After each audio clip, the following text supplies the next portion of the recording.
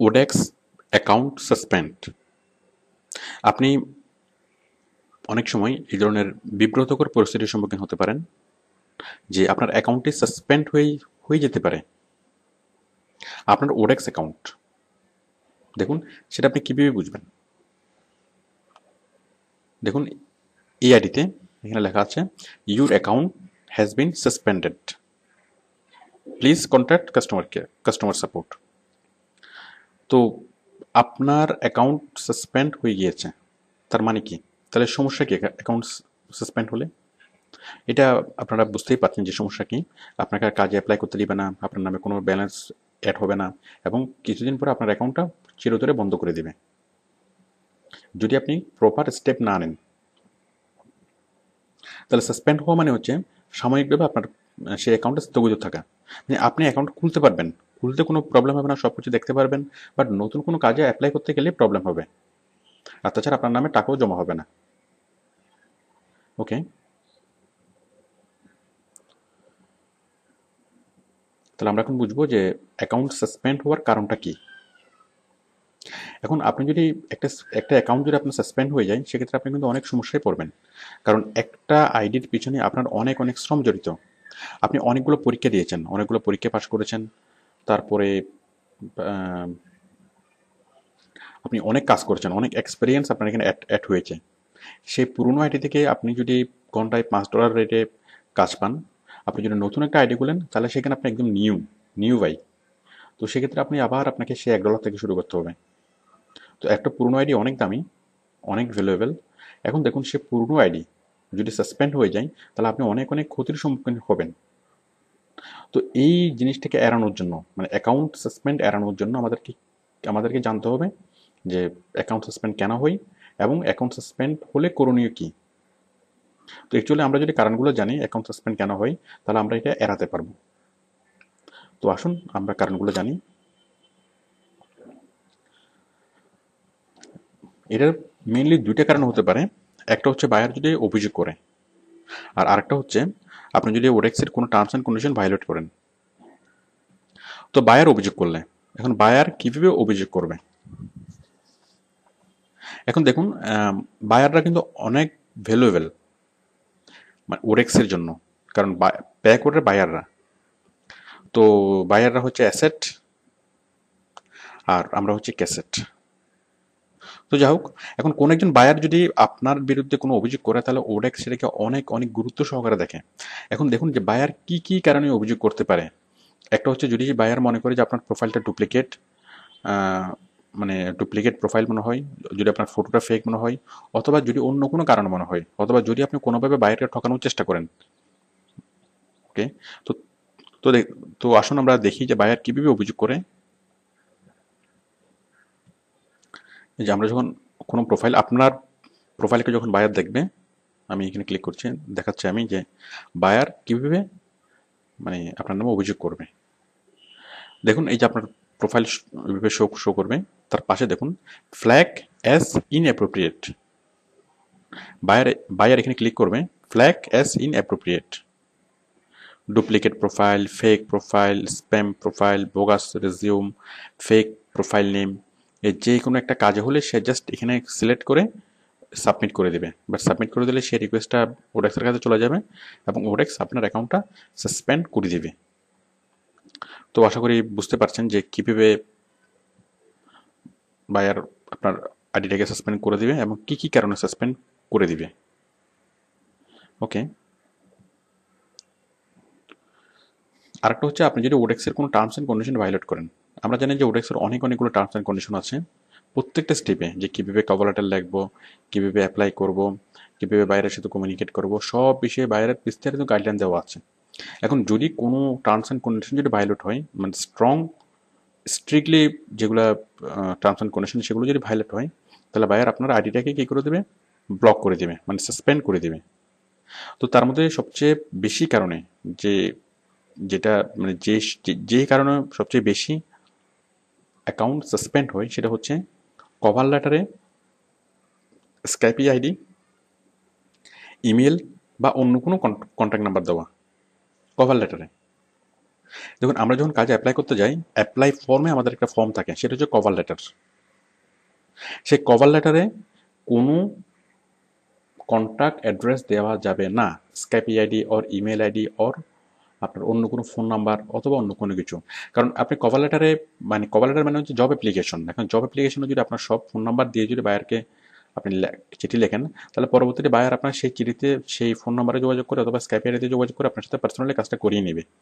আর buyer যদি personally আপনার কাছ থেকে কাজটা করিয়ে নেয়, তো সেক্ষেত্রে ওডেক্স কি পাবে না, মানে ওডেক্সের প্ল্যাটফর্মের বাইরে এসে যদি করা হয়, তাহলে সেক্ষেত্রে ওডেক্স পেমেন্টটা পাবে না। তো সেই জন্য ওডেক্স খুবই স্ট্রিক্ট যে আমার ফরম্যাটের বাইরে কখনো মানে কোনো কথা বলা যাবে না মানে শুরুতেই।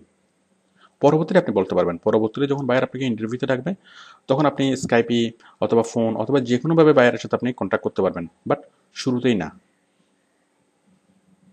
তো দেখুন, তাহলে কন্ট্যাক্ট দেওয়া যাবে না কখন, কোথায় দেওয়া যাবে না? কভার লেটারে। কভার লেটার লেখার সময় কোনো কন্ট্যাক্ট অ্যাড্রেস দেওয়া যাবে না। কন্ট্যাক্ট মানে হচ্ছে স্কাইপি, ইমেল, তারপর অথবা অন্য কোনো কিছু, ফোন নাম্বার ইত্যাদি। আর কন্ট্যাক্ট কোথায় দেওয়া যাবে? বায়ার যখন আপনাকে ইন্টারভিউতে কল করবে তখন আপনি বায়ারকে সব ধরনের কন্ট্যাক্ট অ্যাড্রেস দিতে পারেন, যে আপনার স্কাইপ আইডি, ইমেল আইডি, তারপর যত ধরনের কন্ট্যাক্ট আছে সবগুলো দিতে পারেন। তো এক্ষেত্রে কোনো কোনো বায়ার অনেক ক্ষেত্রে জানে না যে কভার লেটারে কন্ট্যাক্ট অ্যাড্রেস দেওয়া যায় না। তো সেক্ষেত্রে সে বলে কি, যে আপনারা কভার লেটার লিখবেন এবং কভার লেটারের মধ্যেই আপনার কন্ট্যাক্ট অ্যাড্রেসটা দিবেন, আপনার স্কাইপ আইডিটা দিবেন।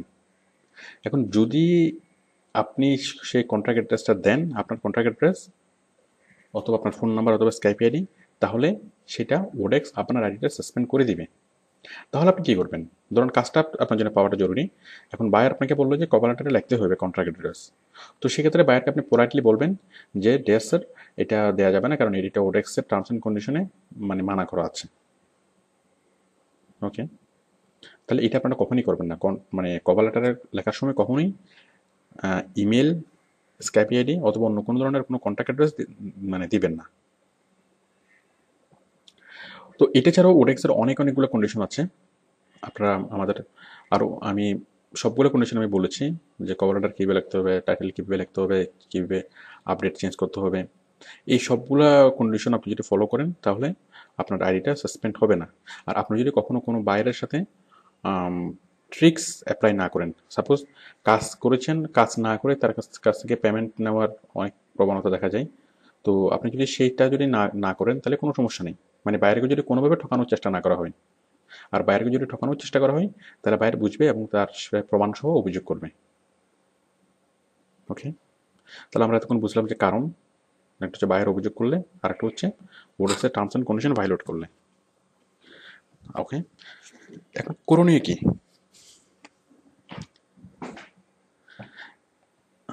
আচ্ছা, এখন করণীয় হচ্ছে প্রথমত কারণটা জানা, যে আপনার কেন আপনার অ্যাকাউন্টটা সাসপেন্ড হলো, সে কারণটা জানা। সে কারণটা আপনি কোত্থেকে জানবেন? তো দেখুন আমি বিষয়টা দেখাই। এই যে এই অ্যাকাউন্টটা সাসপেন্ড হলো, এখন কেন সাসপেন্ড হলো আমি একটু কারণটা জানি। কারণটা জানার জন্য আমি যাব কোথায়? আমি যাব টিকিটসে। দেখুন এখানে নোটিফিকেশন আমি এখানে ক্লিক করলাম। মানে মেসেজ বক্স হচ্ছে বায়ার যেখানে পাঠায়, আর নোটিফিকেশন হচ্ছে ওডেক্স যে মেসেজগুলো আপনার কাছে পাঠায়। নোটিফিকেশন, সি অল নোটিফিকেশন, এরপরে টিকেটস। তাহলে নোটিফিকেশন থেকে টিকেটস আমি একটা দেখতে পাচ্ছি, টিকেটস। এখানে লেখা থাকবে যে কী কারণে সাসপেন্ড হয়েছে। এখান থেকে এই যে দেখেন মেলানি জেনেট, এটা হচ্ছে সেই ওডেক্সের কাস্টমার কেয়ার অফিসার। দেখি এই যে রস মেসা, এটাও কাস্টমার কেয়ার অফিসার। এই যে দেখুন এখানে কারণটা বলা আছে যে আমার অ্যাকাউন্টটা কেন কেন সাসপেন্ড হয়েছে। Deer Salman Khan, inappropriate contractor profile, your contractor profile has been flagged in the ODEX community। ওই যে বায়ার ফ্ল্যাগ করে দিয়েছে, আমি যেটা আগে বলেছিলাম, ODEX community because you have not adhere to the requirement of our identity policy as seen on your profile. Please be reminded that your profile photo must be reflect a likeness of you। হ্যাঁ, আসলে আপনারা বুঝতে পারেন যে profile photo, আমি সমস্যাটা কি দেখাই। ওরা বলছে যে আপনার প্রোফাইল ফটো ঠিক না, ওকে, তো আপনাকে এখানে বলছে যে প্রোফাইল ফটো ঠিক না, মানে প্রোফাইল ফটো আপনার বলে মনে হচ্ছে না, এবং সেটা কীভাবে রেমেডি হবেন সেটা একটা সলিউশন ওরা দিয়ে দিবে। তো আপনি ওদের যে ইনস্ট্রাকশন সেটা ফলো করলে আপনার আইডিটা আবার আপনি সাসপেন্ড, মানে সাসপেন্ড হয়ে থাকলে সেই সাসপেন্ড থেকে আবার আগের আগের অবস্থায় ফিরে আসবে, যদি আপনি তাদের ইনস্ট্রাকশন মানে ফলো করেন। তো দেখুন আমি দেখাচ্ছি যে আমার ফটো ঠিক নেই, ওরা যেটা বলেছে সেটা ঠিক কিনা আমি একটু দেখাই।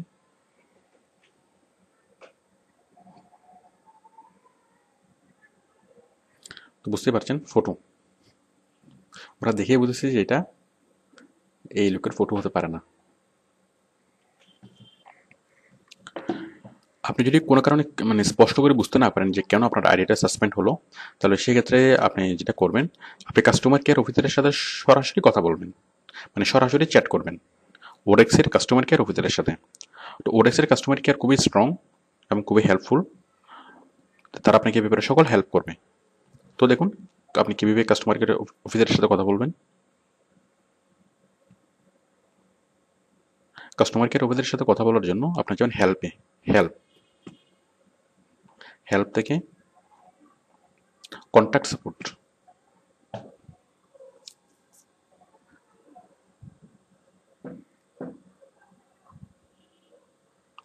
এখানে সিলেক্ট টপিক,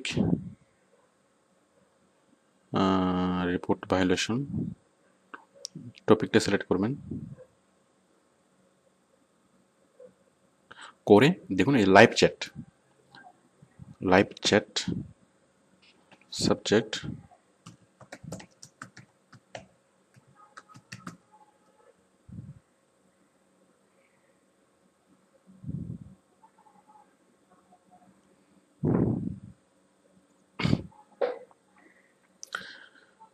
এই যে এখন একজন কাস্টমার কেয়ার অফিসার অ্যাপিয়ার হবে, তার সাথে আমরা লিখে লিখে চ্যাট করতে পারবো, আপনার সকল সমস্যা আপনি তাকে জানাবেন এবং সে আপনাকে সেভাবে মানে হেল্প করবে। আর তারপরে যদি কোনো প্রবলেম হয়, আর মানে আমরা তো আছি, আপনি যে কোনো সময় চলে আসবেন, আমি বিষয়টা দেখবো। দেখুন এখানে বলছে you will be transfer to the first available services representative, there are approximately 2 users head of you, মানে আমি লাইনে আছি, লাইনে আমার আগে আছে দুজন, ওই দুজনের সাথে চ্যাট করা শেষ করে তারপর সেই কাস্টমার কেয়ার অফিসার আমার সাথে চ্যাট করবে। তো আপনি এখান থেকে আপনার মানে সব সব সমস্যার কথা আপনি জানাবেন এবং তারা সেইভাবে আপনাকে রিপ্লাই করবে। তো সাসপেন্ড হওয়ার আরেকটা কারণ হচ্ছে বায়ারের অনেক সময় অন্যায্য অভিযোগ দেয়, মানে আপনি যদি কোনো অফেন্স করেন সেক্ষেত্রে বায়ার আপনার বিরুদ্ধে অভিযোগ দেবে, সেটা স্বাভাবিক। বাট আপনি যদি কোনো অফেন্স না করেন, অথবা বায়ার যদি কোনো একটা অন্যায় আবদার করে, এখন সেই অন্যায় আবদারও যদি আপনি সাড়া না দেন, সেক্ষেত্রেও বায়ার অনেক সময় অভিযোগ করে। তো সেক্ষেত্রে আপনি কি করবেন? ধরুন আপনাকে এমন একটা কথা বললো যে আপনাকে আমি কাজ করাবো বাট টাকা দিব না, মানে পেমেন্ট দেবো না, অথবা আপনাকে এই ধরনের অনেক বেশি কাজ করতে হবে, পেমেন্ট দেবো খুব খুব অল্প, অথবা এভাবে অনেক রকম ইয়া কথা, অথবা অনেক সময় মানে এমএলএম করানোর চেষ্টা করে, অথবা অনেক সময় যে ক্লিক করানোর চেষ্টা করে। তো আপনি যদি তাদের সাথে যদি কখনো বদানুবাদ হয়, তখন আপনারা ওরা কি করে আপনার নামে অভিযোগ করে। তো সেক্ষেত্রে বাইরে যদি আপনার নামে অভিযোগ করে, এটা কিন্তু শেষ কথা না। বায়ার আপনার নামে অভিযোগ দিলে ওরেক্স অনেক গুরুত্ব সহকারে বিষয়টাকে নেয়। এখন নেওয়ার পর আপনার অ্যাকাউন্টটাকে সাসপেন্ড করে, বাট আপনার অ্যাকাউন্টটা পুরোপুরি বাতিল করে না। তো সেই ক্ষেত্রে আপনি আপনার যে যুক্তি সেটা বায়ারকে অবশ্যই, সরি বায়ারকে না, ওরেক্সকে অবশ্যই বলবেন। কারণ বায়ার ওরেক্সে অভিযোগ করেছে, অভিযোগ করার পরে ওরেক্স কি ওয়েট করে থাকে যে আপনার জন্য এটা সলিউশনের জন্য, ডিসপিউট সলভ, মানে ডিসপিউট সলভ করার জন্য আপনার রেসপন্সের জন্য ওয়েট করে। তো সেক্ষেত্রে আপনি যদি তথ্য প্রমাণ সহকারে সবকিছু যদি ওডেস্ককে বলতে পারেন যে এই বায়ার আমার সাথে এইরকম এরকম চিট করার চেষ্টা চেষ্টা করেছিল, অথবা আমাকে এরকম অন্যায্য প্রস্তাব দিয়েছিল এবং আমি এটি করি নাই, তো যার ফলে সে আপনাকে অভিযোগ করেছে। আপনি যদি যুক্তিসঙ্গতভাবে এবং প্রমাণ দিয়ে বায়ারকে বুঝাতে পারেন স্ক্রিনশটগুলো সহ দিয়ে, তখন সরি বায়ার না, ওডেক্সকে যদি বুঝাতে পারেন, তাহলে ওডেক্স অবশ্যই আপনার পক্ষেই রায় দিবে।